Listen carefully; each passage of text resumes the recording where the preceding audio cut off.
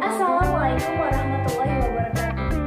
Perkenalkan, saya Putri Adelia Tariski dengan NPM 2013041046 dari Prodi Pendidikan Bahasa dan Sastra Indonesia, Fakultas Keguruan Ilmu Pendidikan Universitas Lampung. Saya Tribuana Rahajeng Tiasning, NPM 2013041010. Saya Rahmawati dengan NPM 2013041038. Nama saya Lexul Tanggara, NPM 2013041028. Kali ini saya dan teman-teman saya akan menjelaskan materi yang berjudul Pendekatan Psikologi dalam Belajar Bahasa, Pandangan Konstruktif dan Pandangan Humanistik.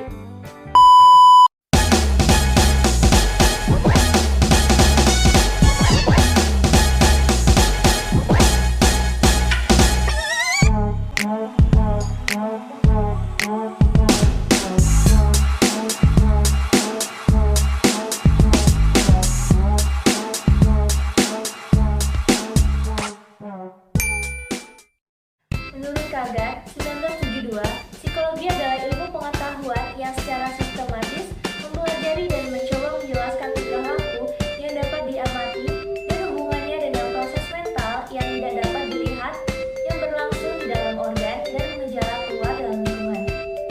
Materi yang selanjutnya yaitu objek kajian psikologi. Objek kajian psikologi yang pertama yaitu aktivitas gerak atau motorik activity.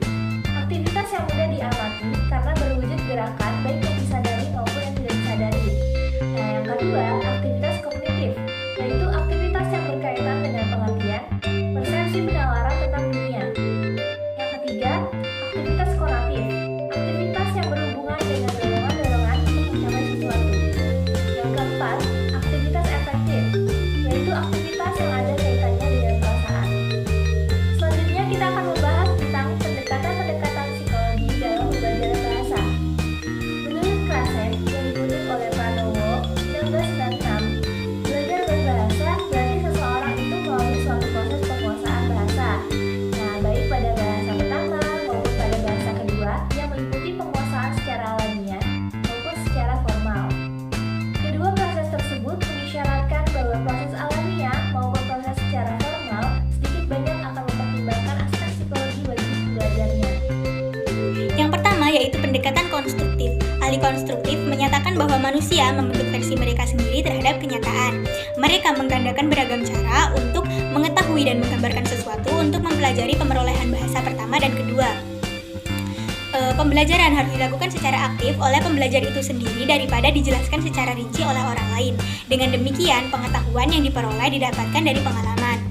Guru memainkan peranan penting dalam mendorong siswa untuk memperhatikan seluruh proses pembelajaran serta menawarkan berbagai cara eksplorasi dan pendekatan.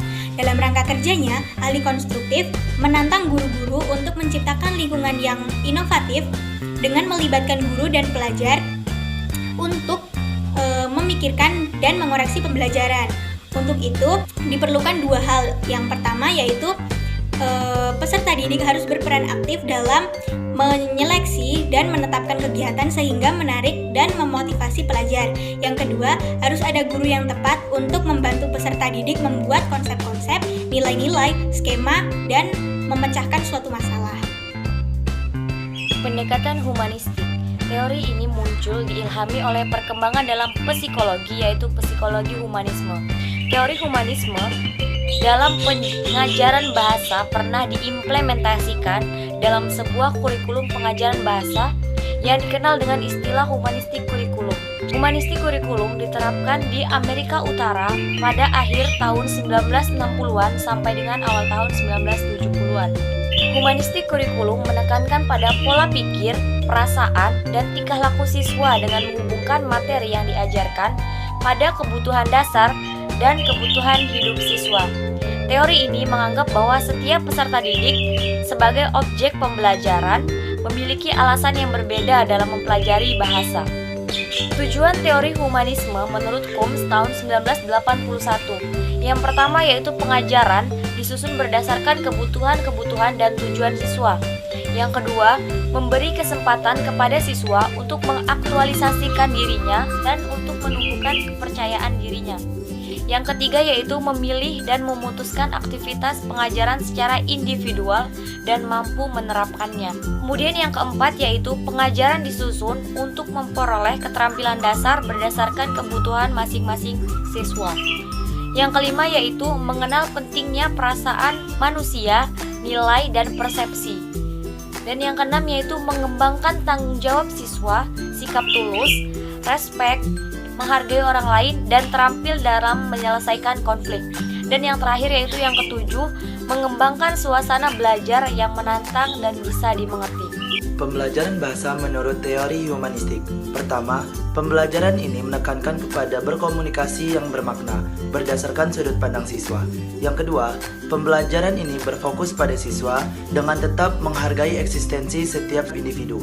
Yang ketiga, pembelajaran ini digambarkan sebagai suatu proses penerapan pengalaman individu di mana siswa diperkenankan berbicara dalam proses pengambilan keputusan. Yang keempat, siswa lain sebagai supporter di mana mereka saling membantu, bekerja sama dan mengevaluasi antara satu sama lain. Yang kelima, guru sebagai fasilitator di mana lebih memperhatikan atmosfer kelas daripada memperhatikan silabus materi. Dan yang terakhir, bahasa ibu terkadang sangat diperlukan dalam proses penyampaian hipotesa pembelajaran. Tokoh dalam pembelajaran bahasa yang pertama ada Jean Piaget dan Lou Vygotsky, dua nama yang sering diasosiasikan dengan konstruktivisme. Selanjutnya, teori humanistik dipengaruhi oleh pemikiran psikologi humanistik seperti Abraham Maslow, Carl Rogers, Fritz Perls, dan yang terakhir ada Eric Bim. Sekian dari kami, terima kasih karena telah menyaksikan. Semoga ilmu yang kami sampaikan dapat bermanfaat bagi kita semua. Wassalamualaikum warahmatullahi wabarakatuh.